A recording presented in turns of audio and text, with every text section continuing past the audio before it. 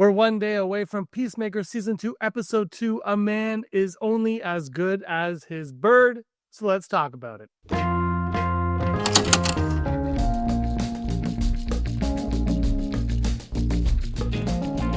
Hey everyone, this is Digital Charcuterie. My name is James. Thank you so much for stopping by. If you're new to the channel, a fan of the DCU and Peacemaker, hit that subscribe button. I'm going to talk about it with you all forever and ever, ever for as long as I can. I love Peacemaker Season 1. Peacemaker Season 2 seems to be on the same trajectory of awesomeness. I loved Episode 1. I have a review of it.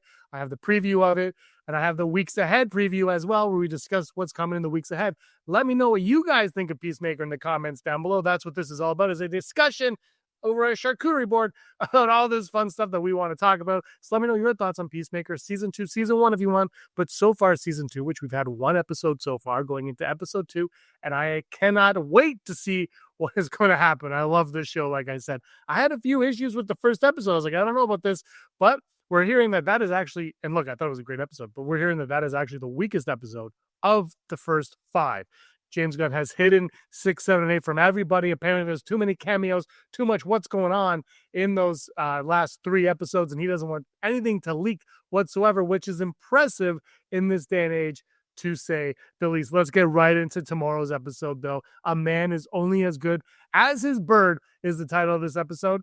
That bird, of course, is a reference to Eagly, I would imagine, but who knows? Maybe they'll throw us for a loop on this one. So what's to come? The weeks ahead trailer gives us a glimpse of what's to come, obviously, and we see that Vigilante shows up to help out with the cleanup of the aftermath of what Peacemaker did to himself from another dimension at the end of Episode 1, and that being killing his interdimensional self.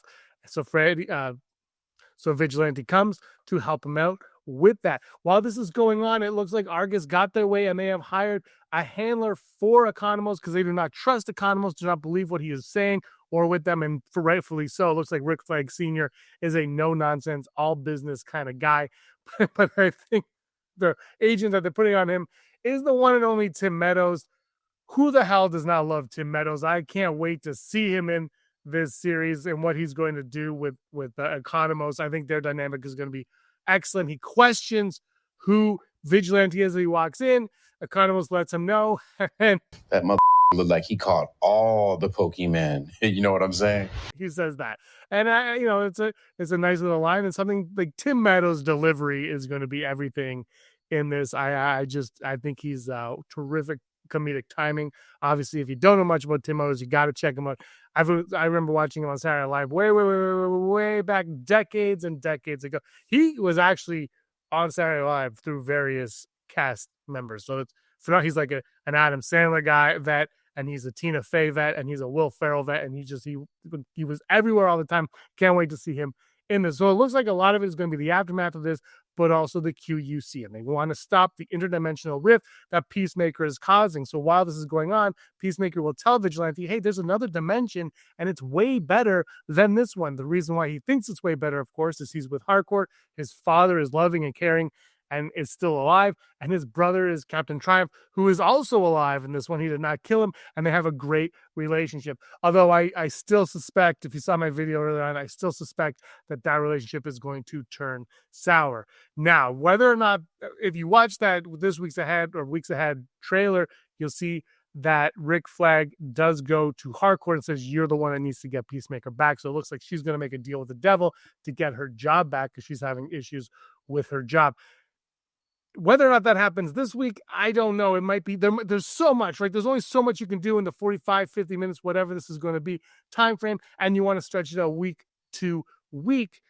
I don't even know what the overarching plot of this all is. It's obviously about finding yourself and who you are and where you belong and who you fit in with. That's kind of what I think they're going for here, which is a very James Gunn theme. If you watch his movies, that's very much his theme. So I'm really curious what they're going to do. But James Gunn on X, Twitter, talking for IMDb, he was being interviewed by them, and they asked him about Blue Beetle, and he said, well, I won't say you're not in luck, which is kind of, he's not lie. He doesn't lie, right? He comes out and he if he doesn't want to answer something, he always kind of like deflects. He's great at deflecting, right? He's very good at deflecting. Like Robin's not in the Batman. Is Robin in the Batman? Nobody's read the script. He doesn't say no. He never says no, right? It's not like is Pattinson Batman in the DCU? Well, we've talked about it. It's not really happening at this time. Never says no to anything, which I think is for two reasons. One, I don't think there's an answer, but two, it's smart. You leave the door open for anything, right? Something might change. You might get a different opinion of something, and that's what you'll want to do. And Peacemaker almost, there's hardly anything that you need to change for him to slide very easily into the DCU. Same with Blue Beetle. They just kind of just fit in very nicely. So look, it looks like Blue Beetle at some point is going to crash the Peacemaker party. I like is that I don't know if that's one of those cameos that's so big that you want to hide now. Is Batman going to show up at the end of the season? That would be massive, but I don't think so. After he said that they still were undecided basically on what to do with Batman in the DCU, I don't think you just cast somebody as Batman for a cameo in Peacemaker, unless it's more than a cameo. Of course, I do think Superman showing up by the end of this season.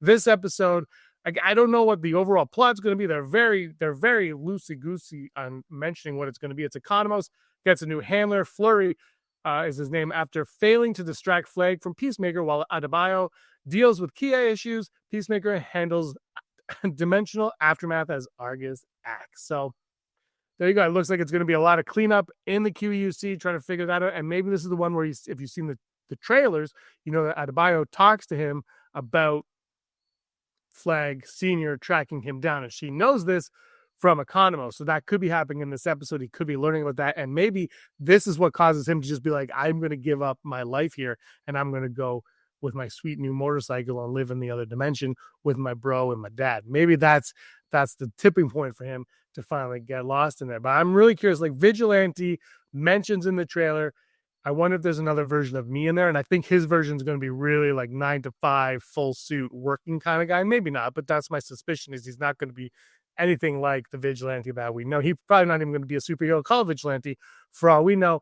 But I'm really curious if he's going to tag along at some point and find his other half, his other self, if you will, and what that will cause in the riff of all this. Because I feel like at the end of this season, the QUC, I don't think it's going anywhere. James Gunn seems to be all in on the interdimensional, the other dimensions and all that aesthetic and storylines. He wants to utilize all those for it. He doesn't call it a multiverse. He calls it other dimensions. I think we're going to stick with all that. The big one for me, though, coming up is, are we going to get Martian Manhunter? That's someone that I think could be in 6, 7, or 8. I think that would have leaked by now if it happened this soon. Although I would also think that Blue Beetle would have leaked this soon if it was happening in episode 2 as well.